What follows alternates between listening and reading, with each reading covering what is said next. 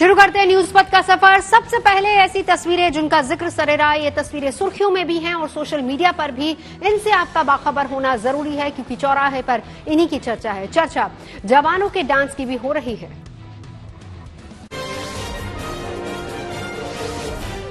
उज्जैन के महाकाल मंदिर से प्रभु श्रीराम के विवाह के लिए 1,11,111 लड्डुओं को नेपाल के मिथिला भेजा गया।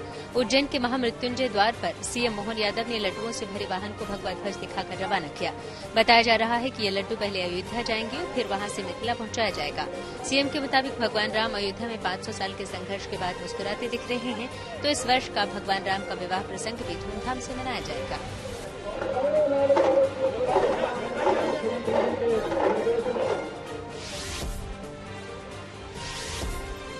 रक्षा मंत्री राजनाथ सिंह ने एशियाई देश लाओस के वियंतियाने में बौद्ध मंदिर में दर्शन किए। इस दौरान राजनाथ ने वहां सिसाकेट मंदिर में पूजा की और बौद्ध भिक्षुओं से आशीर्वाद लिया। राजनाथ वहां लाओस में आसियान देशों के रक्षा मंत्रियों की बैठक के लिए पहुंचे थे। इस दौरान भी रक्षा मंत्री ने अहिंसा और शांति के बौद्ध सिद्धांतों पर जोर दिया था। गुजरात के अंकलेश्वर में एक शादी चर्चा में आ गई। दरअसल यहां के रहने वाले पिंटू की शादी फिलीपींस की एक लड़की से हुई। इस लड़की का नाम लिम्बाजेन मगदाऊ है और उसे भारतीय संस्कृति से बहुत प्यार है।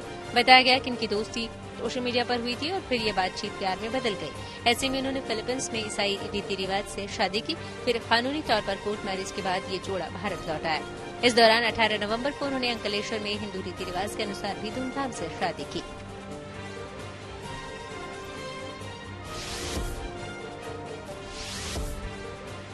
छत्तीसगढ़ के सुकमा में कुछ जवान डांस करते नजर आए। दरअसल दक्षिण बस्तर में पुलिस फोर्स को बड़ी सफलता मिली। डीआरजी यानी डिस्ट्रिक्ट रिजर्व गार्ड के जवानों ने एक मुठभेड़ के दौरान 10 नक्सलियों को ढेर कर दिया।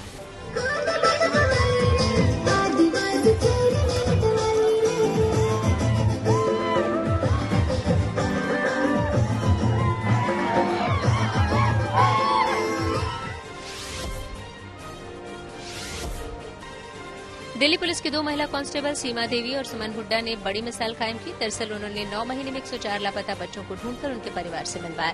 इसके लिए इन दोनों ने यूपी, हरियाणा, बिहार जाकर इन बच्चों की तलाश भी की। इन महिला कांस्टेबल का कहना है कि ऑपरेशन मिलाप के तहत जब उन्होंने बच्चों को ढूंढना शुरू किया तो कई चुनौतियां भी थीं। कई बार बच्चों को गायब हुए 10-10 साल हो चुके थे।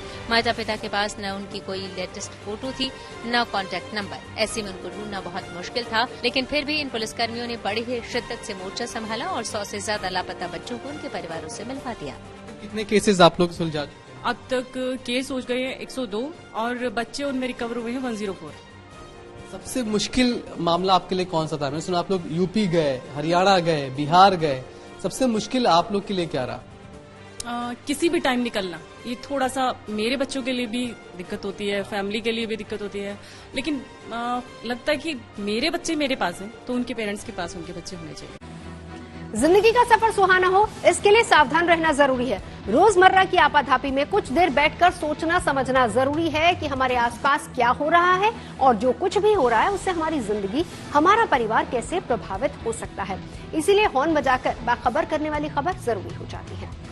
आज की यह खबर शमशान से जिंदा लौटने के बाद दोबारा हुई मौत से जुड़ी हुई है। क्या मौत के बाद भी कोई इंसान फिर से जिंदा हो सकता है?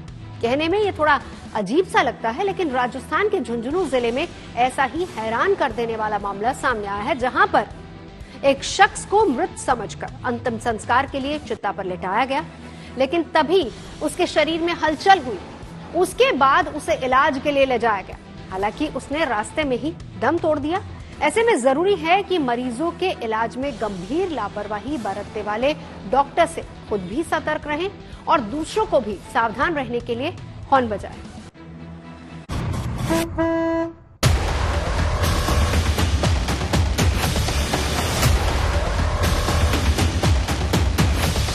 पुरानी कहावत है, जाको राखे साइयां, मार सके ना कोई, बाल न बांका कर सके जो जग बैरी हो। राजस्थान के झुंझुनू जिले से एक अजीबोगरीब मामला सामने आया है। एक शख्स श्मशान घाट में जीवित हो गया, वो भी तब जब उस शख्स का पोस्टमार्टम कर दिया गया था। लेकिन पोस्टमार्टम रिपोर्ट आने में देरी की वजह से उसकी बॉडी को 4 घंटे तक डीप फ्रीजर में रखा गया था। इसके बाद जो चमत्कार हुआ उससे सभी हैरान हैं। दरअसल ये शख्स अपने इलाज के लिए अस्पताल आया हुआ था और इलाज के दौरान अस्पताल के डॉक्टरों ने उसे मृत घोषित कर दिया, जिसके बाद उसके शव का पोस्टमार्टम कराया गया था। कहा तो ये भी जा रहा है कि पोस्टमार्टम के नाम पर सिर्फ कागजी कार्रवाई की गई थी।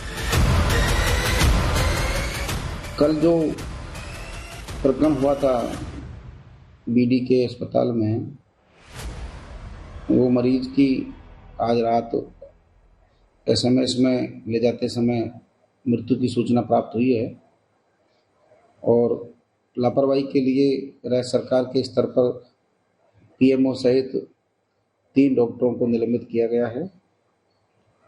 आगे विस्तृत और व्यापक जांच विभाग के स्तर पर और हमारी कमेटी द्वारा की जाएगी। जो भी दोषी होंगे उनके विरुद्ध सख्त कार्रवाई करवाएंगे। बताया जा रहा है कि रोहिताश झुंझुनू जिले के बगड़ कस्बे में मां सेवा संस्थान के आश्रम में रहता था और वो बोल सुन भी नहीं पाता है। गुरुवार की दोपहर रोहिताश की तबीयत खराब हुई तो उसे झुंझुनू के बीडी के अस्पताल में भर्ती कराया गया था। इलाज के दौरान दोपहर में 1 बजे के करीब डॉक्टरों ने रोहिताश को मृत घोषित कर दिया। इसके बाद शव को बीडी के अस्पताल की मोर्चरी में शिफ्ट करवा दिया गया। ऐसी घटनाओं की पुनरावृत्ति न हो, ये भी सुनिश्चित किया जाएगा। साथ ही जिस होम से मरीज लाया गया था, मैंने एसजेई के डायरेक्टर को कहा है, निवेदन किया है कि वो उनकी जांच करवाएं और अगर उनकी भूमिका भी संदेहास्पद पाई जाती है तो तदनुसार कार्रवाई करवाई जाएगी। झुंझुनू के जिलाधिकारी के मुताबिक अंतिम संस्कार के दौरान जिंदा होने के बाद शख्स को फिर से इलाज के लिए अस्पताल लाया गया। वहां पर उसे आईसीयू में भर्ती कराया गया है। मामला संज्ञान में आते ही पुलिस की तरफ से जांच शुरू कर दी गई। इस हैरत अंगेज घटना की सूचना पर सरकार ने तहसीलदार और बगड़ थाने की पुलिस को जांच के लिए अस्पताल भेजा। अस्पताल में लगे सीसीटीवी कैमरों को घुमा दिया गया था। जिला कलेक्टर ने इसे गंभीर लापरवाही मानते हुए स्वास्थ्य विभाग को पूरी रिपोर्ट भेजी। इसके बाद 3 डॉक्टरों को सस्पेंड कर दिया गया। बीडी के अस्पताल के मुख्य चिकित्सा अधिकारी डॉक्टर संदीप पचार, डॉक्टर योगेश जाखड़ और डॉक्टर नवनीत मेल को सस्पेंड किया गया है। इस मामले को लेकर स्वास्थ्य विभाग के संयुक्त शासन सचिव की ओर से आदेश जारी कर दिए गए हैं। निलंबन के दौरान संदीप पचार का मुख्यालय जैसलमेर सीएमएचओ रहेगा, वहीं डॉक्टर योगेश जाखड़ का मुख्यालय सीएमएचओ बाड़मेर और डॉक्टर नवनीत मेल का मुख्यालय सीएमएचओ जालोर रहेगा। बीडी के अस्पताल के पीएमओ सहित तीनों डॉक्टरों के खिलाफ विभागीय जांच शुरू की गई है। 3 डॉक्टरों को निलंबित किया गया है। आगे भी जांच की जा रही है। तीनों चले मामले में, जैसे पीएमओ को उनकी लापरवाही के आधार पर किया गया है। बाकी 2 एक डॉक्टर ने मृत घोषित किया, एक डॉक्टर ने पोस्टमार्टम किया जो फौरी तौर पर किया गया, कागजी पोस्टमार्टम जिसे कह सकते हो आप। और पीएमओ ने ये सूचना जिला प्रशासन और विभाग को नहीं दी। उनकी जिम्मेदारी बनती थी कि 5-6 बजे जो मरीज वापस आ गए और ये खबर उनको लग गई तो ये गंभीर मामला था। इससे जिला प्रशासन को मुझे अवगत करवाना चाहिए था और अपने विभाग को भी अवगत करवाना चाहिए था। मुझे दूसरे सूत्रों से जानकारी मिली, तब मैंने मेरे अधिकारी भेजे और तब इस बात का मालूमात हुआ। पहले हम आपको रोहिताश के बीमार होने से लेकर मृत घोषित किए जाने का घटनाक्रम बताते हैं, जिससे ये समझने में आसानी होगी कि लापरवाही कैसे हुई कि एक जीवित व्यक्ति को डॉक्टरों ने कैसे मृत घोषित कर दिया। सुबह 11:11 पर आश्रय गृह में रहने वाले रोहिताश की तबीयत बिगड़ी। दोपहर 2 बजे रोहिताश को बीडी के अस्पताल लाया गया। दोपहर 2:10 पर रोहिताश को डॉक्टरों ने मृत घोषित कर दिया। दोपहर 2:30 पर रोहिताश का शव मोर्चरी में शिफ्ट किया गया। शाम 4:20 पर श्मशान में चिता पर लेटाया। शाम 5:10 पर बॉडी में हलचल शुरू हुई। शाम 5:27 पर रोहिताश को बीडीके में भर्ती कराया गया।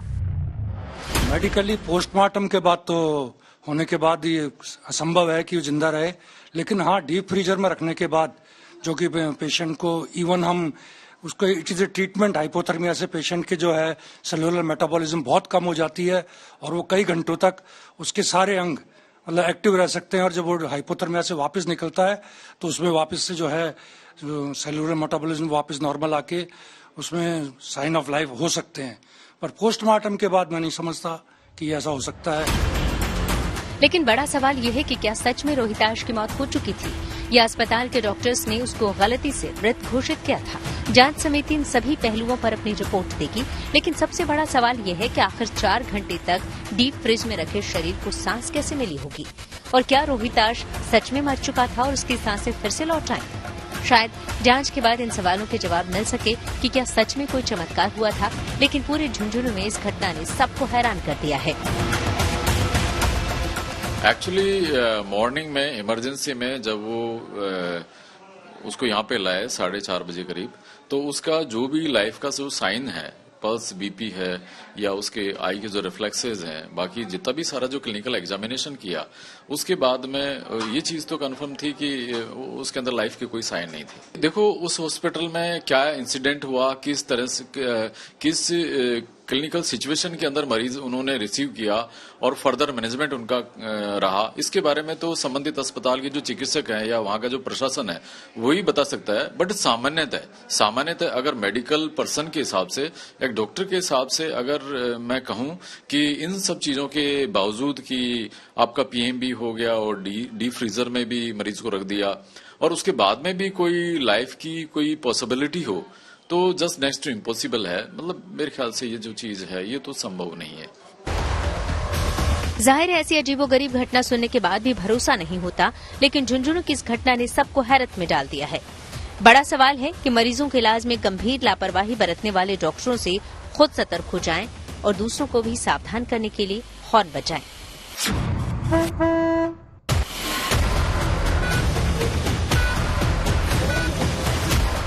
झुंझुनू से Sharad Kumar, good news today. शनिवार को आएंगे महाराष्ट्र और झारखंड में चुनाव के नतीजे। चलते हैं न्यूज एक्सप्रेसवे पर, जहां देश भर की कुछ और जरूरी खबरें मौजूद हैं। दिल्ली के पूर्व सीएम अरविंद केजरीवाल ने विधानसभा चुनाव के लिए एक नए अभियान की शुरुआत की। इस अभियान का नाम रेवड़ी पर चर्चा है। इसके तहत आम आदमी पार्टी की ओर से राजधानी में 65,000 बैठकें की जाएंगी। इसमें मौजूदा राज्य सरकार की ओर से दी जा रही 6 मुफ्त सुविधाओं को लेकर चर्चा होगी। केजरीवाल के मुताबिक पार्टी ने राजधानी में बहुत काम किया है। अब पार्टी लोगों से ये पूछेगी कि उन्हें ये रेवड़ियां चाहिए या नहीं चाहिए, क्योंकि उन सुविधाओं को रेवड़ी कहकर बीजेपी अक्सर केजरीवाल को घेरती रही है। कांग्रेस अध्यक्ष मल्लिकार्जुन खड़गे और राहुल गांधी को 100 करोड़ रुपए के मानहानि नोटिस भेजे गए। ये नोटिस बीजेपी नेता विनोद तावड़े ने दिया। इसमें उन्होंने कांग्रेस नेताओं पर उन्हें बदनाम करने के आरोप लगाए। साथ ही साफ किया कि उन्होंने चुनाव के दौरान 5 करोड़ रुपए नहीं बांटे। आम आदमी पार्टी ने पंजाब में बड़ा फैसला लिया। अब अमन अरोड़ा को प्रदेश अध्यक्ष की कमान सौंपी गई। अभी तक ये जिम्मा सीएम भगवंत मान ही संभाल रहे थे। मान ने उपचुनाव के समय ही अध्यक्ष पद छोड़ने का ऐलान किया था। अमन अरोड़ा के अलावा शहरी कलसी को कार्यकारी अध्यक्ष बनाया गया। सीएम ने इनके नाम का ऐलान करते हुए उम्मीद जताई कि वो आने वाले समय में पार्टी और संगठन को पंजाब में और मजबूत करेंगे और नई ऊंचाइयों तक लेकर जाएंगे।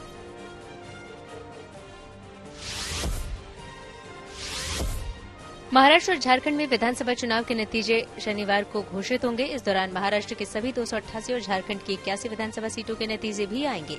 इनके अलावा यूपी समेत 15 राज्यों की 48 विधानसभा और 2 लोकसभा सीटों पर भी उपचुनाव के नतीजे आएंगे। केरल की वायनाड सीट पर प्रियंका गांधी किस्मत आजमा रही हैं।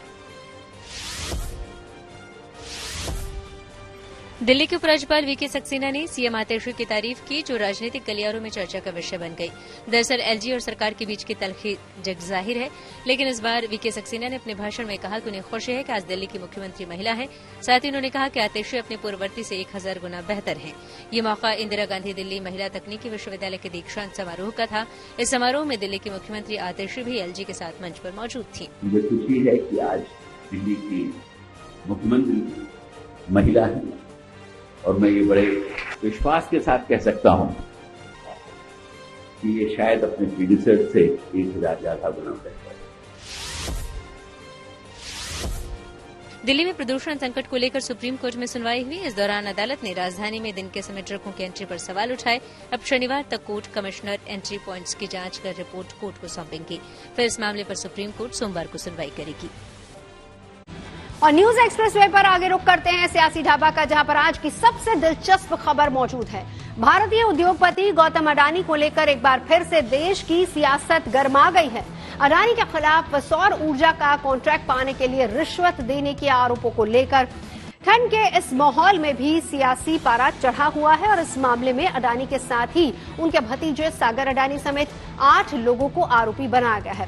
कांग्रेस इस मामले में एक बार फिर से अडानी पर हमला बोल रही है। राहुल गांधी ने कहा है कि मोदी सरकार अडानी को संरक्षण दे रही है और वो उन्हें गिरफ्तार नहीं करना चाहती। वहीं बीजेपी भी कांग्रेस के सवालों का जवाब दे रही है और उस पर वापस सवालों की बौछार कर रही है।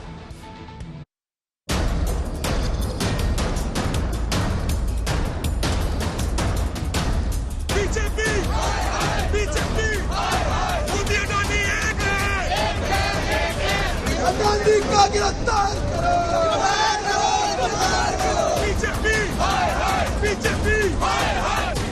कारोबारी गौतम अडानी के खिलाफ रिश्वतखोरी और धोखाधड़ी को लेकर लगे आरोपों के बीच कांग्रेस कार्यकर्ताओं ने दिल्ली से लेकर जम्मू तक हमला बोला।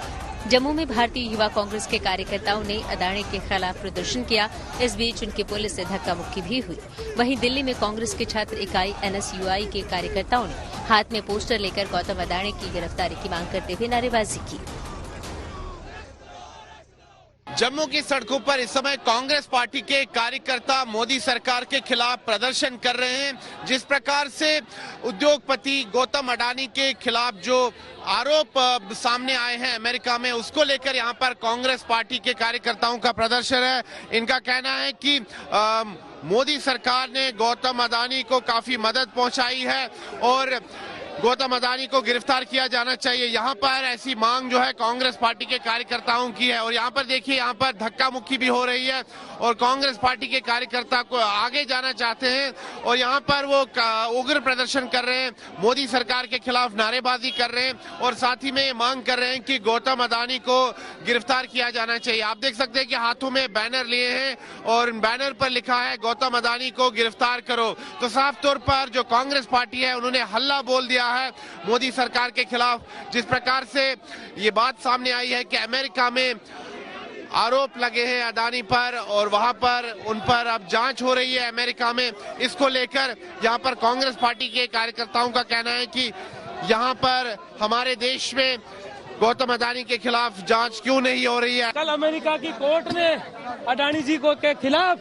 गिरफ्तारी वारंट जारी किया है, तो भारत सरकार किस चीज का इंतजार कर रही है? कितने कमाल की बात है, उनके झूठ और धोखाधड़ी को लेकर अमेरिका में गिरफ्तारी वारंट जारी हो रहे हैं, लेकिन हमारे इस देश में उनको गिरफ्तार करने की बात तो दूर, भाजपा के प्रवक्ता उनके वकील बने हुए हैं। भारतीय उद्योगपति गौतम अडानी पर हिंडनबर्ग रिपोर्ट के बाद एक बार फिर संकट छाया हुआ है। दरअसल बुधवार को अमेरिकी कोर्ट ने कहा कि अडानी ने सोलर एनर्जी का कॉन्ट्रैक्ट हासिल करने के लिए भारतीय अधिकारी को मोटी रिश्वत दी है, जो लगभग 2200 करोड़ रुपए के आसपास है। इसके बाद गुरुवार को अमेरिकी कोर्ट ने अडानी के खिलाफ अरेस्ट वारंट जारी कर दिया। अमेरिका की अदालत में अडानी के खिलाफ आरोप लगते ही भारत में कांग्रेस ने उनके खिलाफ हल्ला बोलते हुए गिरफ्तारी की मांग की और बीजेपी के साथ साठगांठ का आरोप भी लगाया। वहीं बीजेपी ने भी आरोपों पर जमकर पलटवार किया। तो बजाय कि अडानी को गिरफ्तार करे, अडानी ने किसको किसको दिया उससे उगलवाए। अब अडानी इतना इम्पोर्टेंट हो गया कि मुख्यमंत्री तक गिरफ्तार हुए हैं, वो गिरफ्तार नहीं हो सकता। अरे भाई, कल्प्रिट कौन है? एक्यूज्ड कौन है? अडानी है। किसको चीट किया? अमेरिका के इन्वेस्टर को। एक बात है। और किस लिए चीट किया? इसलिए तो अडानी को बचाने के लिए सारा बीजेपी एक तरफा हो जाती है। तो राहुल गांधी जी, आप ये बताइए कि दोहरे मापदंड कैसे हैं आपके? और देखिए, एक और बात जो निकल कर आई कि इनके नेता है उदित राज, वो कहते हैं कि भारत की जुडिशरी पे क्या भरोसा करे, विदेशी जुडिशरी पर भरोसा किया जा सकता है। मतलब कि एक व्यक्ति, एक पार्टी या एक समूह को या किसी को टारगेट करते करते आप देश की संस्थाओं पर ही सवाल खड़े कर देते हैं। इससे पहले भी पार्लियामेंट का जब सेशन करीब था तो एक हिंडनबर्ग रिपोर्ट आई, उस रिपोर्ट को लेकर हल्ला मचाया गया पार्लियामेंट में और सुप्रीम कोर्ट ने उस रिपोर्ट को खारिज किया। आज जैसे ही पार्लियामेंट सेशन फिर से आ रही है तो पता नहीं कौन सी ताकत के आदेश पर या कौन से अंकल सोरोस के आदेश पर फिर से पार्लियामेंट को एक प्रकार से हॉस्टेज बनाने का ये पूरा षड्यंत्र रचा जा रहा है। गुरुवार को राहुल गांधी ने प्रेस कॉन्फ्रेंस करके अडानी की गिरफ्तारी की मांग की थी। इसके बाद से ही कांग्रेस केंद्र सरकार और बीजेपी पर हमलावर है और बीजेपी कह रही है कि कानून अपना काम करेगा। बगैर प्रधानमंत्री के अडानी साहब इतने दौलतमंद नहीं हो सकते। अडानी से इन्वेस्टिगेशन होना चाहिए, लेकिन मैं साथ साथ ये भी कहूंगा, जब तक भारतीय जनता पार्टी की सरकार है, भारतीय जनता पार्टी के साथ जो भी लोग खड़े होंगे, वो चाहे सियासतदान हो, राजनीतिज्ञ हों, सबसे ज्यादा भ्रष्टाचारी राजनीतिज्ञ हों, लेकिन भारतीय जनता पार्टी के अंदर चले जाएंगे तो आप गंगा नहा जाएंगे। आपके खिलाफ किसी तरीके की कोई कार्रवाई नहीं होगी। अडानी साहब के खिलाफ भी किसी की हिम्मत नहीं है कि कोई कार्रवाई कर ले। कितने सारे कांग्रेसी राज्य में जो कांग्रेस जो भी जहाँ पे बचे हुए हैं अभी, इन्हीं अडानियों के साथ मऊ साइन हुआ है, मेमोरेंडम ऑफ अंडरस्टैंडिंग साइन हुआ है। वहाँ पे डेवलपमेंट के लिए अदानी पावर के द्वारा, कहीं पे अदानी पोर्ट के द्वारा, इवन केरल में भी मार्क्सिस्ट सरकार जो है, उन्होंने कुछ दिन पहले अदानी ग्रुप के साथ अपना पोर्ट डेवलपमेंट के लिए उन्होंने खुद मेमोरेंडम ऑफ अंडरस्टैंडिंग किया है। तो इसलिए अमेरिका में क्या हुआ उसके कारण अपने देश में हम गड़बड़ करें, जो लीगल प्रोसीड्योर है वो फॉलो होगा। अडानी की गिरफ्तारी को लेकर जब आरजेडी अध्यक्ष लालू यादव से पूछा गया तो उन्होंने राहुल गांधी का समर्थन किया और कहा कि गिरफ्तारी होनी चाहिए। अडानी की गिरफ्तारी की मांग की है, जिस तरीके से घोटाले आए हैं अमेरिका में को लेकर। हाँ, तो एकदम गिरफ्तार करना चाहिए। राहुल गांधी ने ठीक कहा, गिरफ्तारी करवाना। गौतम अडानी है, ये बड़े उद्योगपति है, उन्होंने लाखों लोगों को रोजगार भी दे दिया है और माननीय नरेंद्र मोदी जी और गौतम अडानी का कोई संबंध नहीं है, वो एक स्टेट के बात से ही है। अमेरिका ने मतलब एक टेंडर यहाँ पर भरा था और अमेरिका के कंपनी को टेंडर मिला नहीं, वो अडानी का कंपनी को मिला था। और जहाँ ये टेंडर उनको मिला था अडानी को, वहाँ का कांग्रेस पार्टी की सरकारी थी, राजस्थान में, छत्तीसगढ़ में और मध्य प्रदेश में शायद उनकी सरकार थी। उसके पहले जो 3-4 स्टेट जो है वो कांग्रेस की सरकारें थी। अडानी ग्रुप के सामने अभी और मुसीबतों का पहाड़ है। अमेरिकी अदालत में आरोप लगने के बाद केन्या ने अडानी ग्रुप के साथ एयरपोर्ट और एनर्जी डील को रद्द कर दिया और खबर ये भी है कि भारतीय बाजार को रेगुलेट करने वाली संस्था सेबी इस मामले की तहकीकात कर सकती है कि अडानी ग्रुप ने बाजार में होने वाली गतिविधियों की जानकारी देने के जरूरी नियमों का उल्लंघन तो नहीं किया है। बता दें कि अमेरिका में न्यूयॉर्क की फेडरल कोर्ट में सुनवाई के दौरान अडानी की कंपनी पर यूएस में निवेशकों के साथ धोखाधड़ी करने और एक सोलर एनर्जी कॉन्ट्रैक्ट हासिल करने के लिए भारतीय अधिकारियों को मोटी रिश्वत की पेशकश करने का आरोप लगा है। अडानी पर आरोप अमेरिका में लगे, लेकिन सियासी संग्राम भारत में हो रहा है, लिहाजा संसद के शीतकालीन सत्र में हंगामे के आसार हैं। Bureau report, good news today.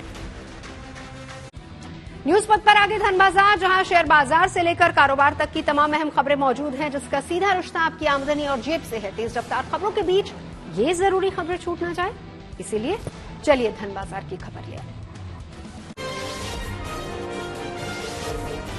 Share बाजार में भारी बढ़त देखने को मिली। सेंसेक्स 1961 अंक उछलकर 79,117 पर बंद हुआ।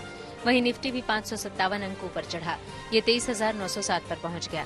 बैंक, आईटी और मेटल समेत सभी सेक्टरों के शेयरों में मजबूती रही। शादी सीजन में सोने चांदी की कीमतों में तेजी आई। दिल्ली सर्राफा बाजार में सोना 1100 रुपए महंगा हुआ। इसके साथ ही अब दिल्ली में 10 ग्राम सोने की कीमत बढ़कर 80,400 रुपए हो गई।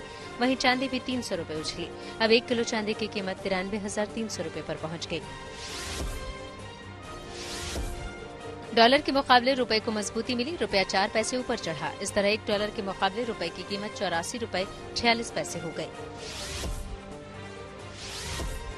कोरियन कार कंपनी किया मोटर्स ने इलेक्ट्रिक एसयूवी EV9 GT को ग्लोबल मार्केट में पेश कर दिया। किया मोटर्स की ये नई कार स्टैंडर्ड EV9 का अपडेटेड वर्जन है। इसमें स्टैंडर्ड EV9 की तुलना में ज्यादा पावरफुल मोटर सेटअप, कॉस्मेटिक और मैकेनिकल फीचर शामिल किए गए हैं।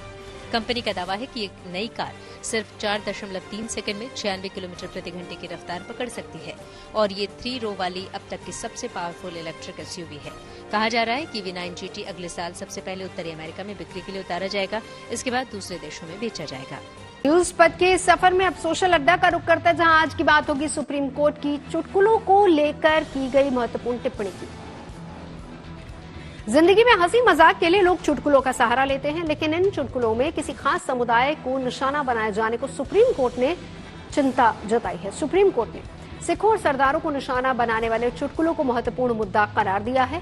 कोर्ट ने कहा है कि सरदारों पर चुटकुलों के खिलाफ बच्चों और समुदायों को संवेदनशील बनाने की जरूरत है। सुप्रीम कोर्ट ने ये टिप्पणी ऐसे चुटकुलों पर रोक की मांग वाली 2015 की जनहित याचिका पर सुनवाई के दौरान की है। जस्टिस BR गवाई और जस्टिस KV विश्वनाथन की बेंच ने इस समस्या के हल के लिए व्यावहारिक उपाय तलाशने का सुझाव दिया है। बेंच ने कहा है कि इस पर विचार होना चाहिए कि क्या स्कूलों में बच्चों को इस मुद्दे पर संवेदनशील बनाया जा सकता है। सुनवाई के दौरान वकील हरविंदर चौधरी ने दलील दी कि सिखों और सरदारों का मजाक बनाने वाले चुटकुले संविधान के समानता और सम्मान के अधिकार का उल्लंघन करते हैं। उन्होंने मांग रखी कि कोर्ट सरकार को ऐसे चुटकुले बनाने वाली वेबसाइट्स और सोशल मीडिया प्लेटफॉर्म से हटाने के लिए कदम उठाने का निर्देश दे। यही नहीं, वकील हरविंदर चौधरी ने अपने निजी अनुभवों का भी जिक्र करते हुए बताया कि वो हाईकोर्ट में बहस कर रही थी, तभी 12 बज गए और उनका केस नंबर भी 12 था, तब उनका मजाक भी बनाया गया। हरविंदर चौधरी ने स्कूलों में चुटकुलों की वजह से सिख बच्चों को परेशान किए जाने पर भी चिंता जताई। जनहित याचिका में दावा किया गया है कि शर्मिंदगी के डर से कई सिख बच्चे सिंह और कौर उपनाम रखने से बचने लगे। सुप्रीम कोर्ट ने हरविंदर चौधरी और दिल्ली सिख गुरुद्वारा प्रबंधन समिति से इस मामले में 8 सप्ताह में कार्रवाई योग्य सुझाव मांगे हैं। इससे पहले की सुनवाई में दिल्ली सिख गुरुद्वारा प्रबंधन समिति ने कहा था कि ऐसे चुटकुले सिख समुदाय की गरिमा कम करते हैं। कोर्ट में हरविंदर चौधरी ने प्रस्ताव दिया कि ऐसे चुटकुले बनाने या साझा करने के लिए जिम्मेदार लोगों को राष्ट्रीय कानूनी सहायता कोष में मुआवजा देना चाहिए। जाहिर है कि सरदारों को लेकर कई चुटकुले पढ़ने और सुनने को मिलते हैं, तो ऐसे में ये पहली बार है कि इस मामले पर सुप्रीम कोर्ट में भी गूंज सुनाई दी है। और इस मुद्दे पर आम जनता की राय क्या है, ये जानने के लिए हमने लोगों से बात की, उनकी राय जानी। कैसे ठेस पहुंच रहा है उसको बताइए, कैसे ठेस पहुंच रहा है? ठेस पहुंचने का तो कोई सवाल नहीं। जब चुटकुला है तो है, आपस में 5 लोग बैठते हैं तो कोई कुछ बोला कोई कुछ बोला, उस सब बात को नहीं मानना चाहिए आदमी को। मेरा ये मानना है, सबके अपने अपने अलग अलग रिलीजन है, सबके अलग अलग सेंटिमेंट्स है, ठीक है। किसी को कोई जैसे मतलब मजाक करके हर्ट करने का कोई किसी का इंटेंशन नहीं होता है, बट अगर ये चीजें हो रही हैं तो कहीं ना कहीं चीजें गलत है। किसी एक कम्युनिटी पे मजाक नहीं बनना चाहिए ना, सरदारों को लेकर भी अच्छी बात नहीं है। किसी धर्म जाति पे इन सारी चीजों पे नहीं बनना चाहिए ना। जोक बनाना अच्छी बात है, लेकिन उस लेवल तक नहीं बनाना चाहिए ना कि किसी को हर्ट हो। तो ये एक तरीके से गलत है सरदारों पे जो जोक बनाता है। जो जोक्स का टॉपिक है, जोक्स वैसे किसी पे बनने नहीं चाहिए, और अगर बनते तो उसे ऐसे एक हंसी मजाक के वे में थोड़ा उससे मूव ऑन करना चाहिए आगे। वैसे जोक तो सब किसी के ऊपर बनता है, बट पर्टिकुलरली एक कम्युनिटी पे टारगेट करके तो वो भी चीज़ गलत है। तो हमें एज एक कम्युनिटी पे पर्टिकुलर टारगेट नहीं करना चाहिए और सबको पॉजिटिव वे में सबको साथ में मिलकर चलना चाहिए। और अगर सुप्रीम कोर्ट का ये डिसीजन है कि जोक्स नहीं बनने चाहिए तो नहीं बनने चाहिए। उन्होंने भी कुछ सोच समझ के ही ये निर्णय लिया है। Supreme court of India Sikh समुदाय के ऊपर जोक्स क्रैक करने वाले, तंज करने वाले social media platforms, digital platforms और अनगिनत वेबसाइट्स जो सिख कम्युनिटी को हर्ट करते हैं, उनके सेंटिमेंट्स को हर्ट करते हैं, उनके कॉन्स्टिट्यूशन द्वारा दिए गए राइट टू इक्वालिटी को हर्ट करते हैं, उनकी सोशल स्टैंडिंग को, उनकी इमेज को हर्ट करने के लिए, लोअर डाउन करने के लिए जो जोक्स क्रैक करते हैं उन पर काफी सख्त दिखाई दे रही है। ये एक बहुत ही अच्छा संदेश सुप्रीम कोर्ट ऑफ इंडिया द्वारा दिया गया है। बहुत ही अच्छा कदम जो सुप्रीम कोर्ट ने उठाया है और मैं दिल की गहराई से उनका धन्यवाद करना चाहता हूं कि ये जो जल्दी से जल्दी इनके लिए फैसला लिया जाए। जो मजाक उड़ाते हैं, ये बहुत जब हमारे लिए बोलते हैं तो हमें बहुत पिंच करती हैं ये बातें, दुख लगता है।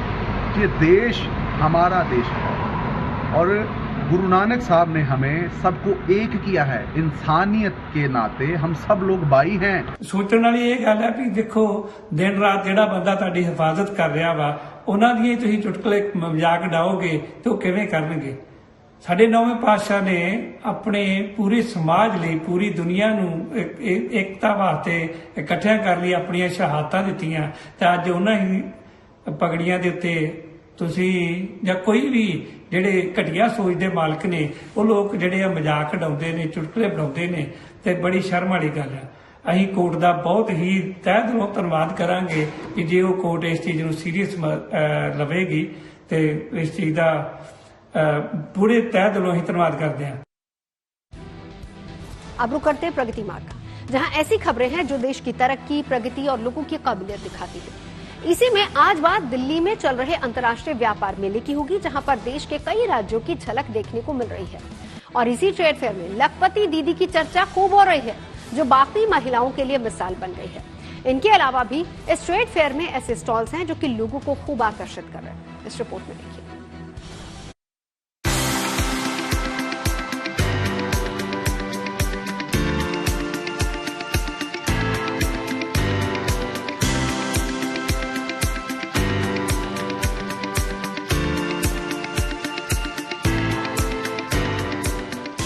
ये तस्वीरें दिल्ली के भारत मंडपम की हैं, जहां 43वें अंतर्राष्ट्रीय व्यापार मेले की शुरुआत हो चुकी है। मतलब बाजार सज गए हैं। अचार पापड़ से लेकर घर की सजावट तक, जूते चप्पल से लेकर कपड़ों के नए नए फैशन और आभूषण तक, और आपकी जिंदगी को आसान बनाने वाले नए नए सामान भी यहाँ सब मिलेगा। यूँ कहिए कि जो चाहिए सब मिलेगा। देश के सभी राज्यों की खास पहचान वाली चीजों के लिए अब आपको अलग अलग राज्यों तक जाने की जरूरत नहीं। दिल्ली के भारत मंडपम में एक आंगन के नीचे सब मिल जाएगा। सबसे खास है इसी आंगन में लगने वाला सरस आजीविका मेला, जिसमें ग्रामीण महिलाएं अपने हाथों से बनाए उत्पादों की प्रदर्शनी लगाती हैं। इस बार यहाँ 31 राज्यों की ग्रामीण शिल्प और उत्पादों की प्रदर्शनी लगी है। प्रगति मैदान में भारतीय अंतर्राष्ट्रीय व्यापार मेले की शुरुआत हो चुकी है और इस बार भी यहाँ लगा है सरस आजीविका मेला, जिसमें तमाम राज्यों से यानी 31 राज्यों से जो है 300 महिलाएं आई हुई है। 150 के करीब स्टॉल्स लगे हुए हैं। अपने हाथों से बने उत्पादों की यहाँ प्रदर्शनी जो है की जा रही है। उनसे मिलवाएंगे आपको, साथ ही साथ वो स्टॉल्स भी दिखाएंगे जिन स्टॉल से, जिन उत्पादों से जो महिलाएं हैं यहाँ पे लखपति बनी। तो आइए आपको दिखाते हैं सरस मेले की। केंद्रीय ग्रामीण विकास मंत्रालय और राष्ट्रीय ग्रामीण विकास और पंचायती राज संस्थान NIRDPR के सहयोग से इस मेले का आयोजन किया जाता है। इस बार यहाँ 31 राज्यों और केंद्र शासित प्रदेशों के 300 से अधिक स्वयं सहायता समूहों की महिलाएं हिस्सा ले रही हैं। ये महिलाएं न सिर्फ ग्रामीण उत्पादों को देश और दुनिया के कोने कोने तक पहुंचा रही हैं, बल्कि अपनी पहचान के साथ साथ आर्थिक रूप से भी खुद को मजबूत बना रही हैं। पीएम मोदी के मेक इन इंडिया और वोकल फॉर लोकल मिशन को अंजाम तक पहुँचा रही हैं। इनका स्टॉल जो है गोवा से है। इन्हीं चीजों की वजह से आप बने लखपति दीदी। तो क्या कुछ खास है गोवा से जो आप लेकर आए हैं? गोवा से हम जो लेके आए हैं ना मैम, तो हमारे गोवन काजू है, जो गोवा की बहुत स्पेशलिटी है। जो हमारे हर कोई जो जाता है तो गोवा में ये तो लेता ही है। और दूसरी पैसे अपना खास ये हमारा कोकम सिरप है। कोकम यानी गोवा में जो होटलों में जो दिया जाता है ना, वेलकम ड्रिंक है ये। तो ये भी हमारी बहुत खास स्पेशलिटी है।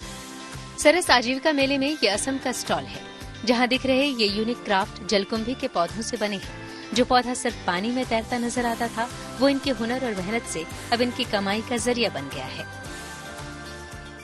अब मैं आपको सरस मेले के एक ऐसे स्टॉल पे लेकर आ गई हूँ जहाँ पे कुछ लोगों के लिए ये चीज जो है सिरदर्द है, लेकिन असम की इन महिलाओं ने इसको सिरदर्द की जगह काम का एक जरिया बना लिया है, कमाने का एक जरिया बना लिया है। ये जलकुंभी को किस तरीके से यूज करके आप बास्केट बना रहे हो, क्या बना रहे हो? हाँ, बास्केट बना रही हूँ। ये नेटफी और SILM जो आसाम स्टेट लाइवलीहुड मिशन, उन लोगों ने 2017 में ACG मेंबर लोगों को ट्रेनिंग दिया। तो उसी ट्रेनिंग की वजह से हमने ट्रेनिंग लिया 10 डेज में, और तब से अभी तक कर रही हूँ। ये सबका रेस्पॉन्स मिल रहा है तो करने का उत्साह भी ज़्यादा बढ़ रही है, और जो खुद का इनकम जो है धीरे धीरे बढ़ रहा है, तो और भी कुछ करने के लिए मन हो रहा है। और बाकी हमारी आसाम में मेरी जो एक 60 एंटरप्राइज भी है, उसमें 40 मेंबर्स ये काम कर रही है। बात भारतीय उत्पादों की हो तो खादी के बिना बात अधूरी सी लगती है। लिहाजा हम खादी इंडिया के पवेलियन भी पहुँचे और जाना कि यहाँ नया क्या है। पूज्य बापू की ये विरासत खादी, आप यहाँ इस आयोजन में खादी के प्रति लोगों का प्रेम देख के समझ सकती हैं कि खादी के प्रति हमारे देश के लोगों का प्यार इतना है कि इस पूरे IITF में सबसे ज़्यादा भीड़ हमारे खादी के इस आयोजन में है। और यहाँ पर 225 से ज़्यादा स्टॉल हम लोगों ने लगाए हैं और पूरे देश के सभी राज्यों से लोगों ने इस आयोजन में भाग लिया है। मैं सरकार को, खादी को, एमएसएमई को बहुत ज्यादा मतलब अपने तहे दिल से मतलब खुशी में शुक्रिया अदा करना चाहता हूँ कि मैं आज यहाँ पे हूँ। मैं तो प्लेन गुड़ बना रहा था, लेकिन एमएसएमई डे पे 2022 में प्रगति उद्यमी भारत के नाम से एक प्रोग्राम हुआ था। मैं यूपी से अकेले सेलेक्ट होकर वहाँ गया था। मैं प्राइम मिनिस्टर सर से मिला तो उन्होंने मैं फ्लेवर के लिए बोला था, तो मैं वहाँ से मेरे दिमाग में आया क्यों ना हम फ्लेवर गुड़ बनाए, और उसके बनाने से ही मतलब बहुत प्रभाव पड़ा मतलब मेरे गुड़ पे सर। कुल मिलाकर भारत मंडपम में लगे इस व्यापार मेले में आप एक ही आंगन में संपूर्ण भारत की झलक देख सकेंगे। खान पान से लेकर पहनावे और साज सज्जा के सामान तक यहाँ आपको सब मिलेगा। Manisha Ladda, Delhi, good news today. WhatsApp का नया फीचर लॉन्च। टेक्नोलॉजी से जुड़ी ऐसी ही हर एक जरूरी खबर को जानने समझने के लिए आपको लिए चलते हैं डिजिटल में। सरकार ने ऑनलाइन धोखाधड़ी को रोकने को लेकर बड़ी कार्रवाई की। दरअसल 17,000 से ज्यादा व्हाट्सएप अकाउंट ब्लॉक कर दिए गए। डिजिटल अरेस्ट फ्रॉड के मामलों पर लगाम लगाने को लेकर गृह मंत्रालय के Indian cyber crime coordination centre की विंग ने यह कदम उठाया।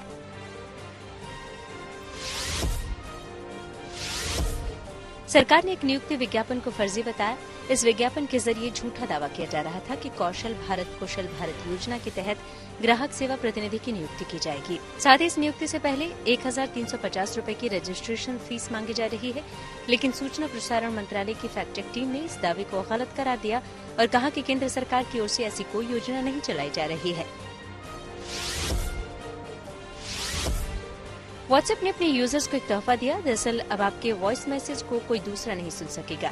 ये फीचर एंड्रॉयड और iOS दोनों यूजर्स के लिए जारी किया गया है।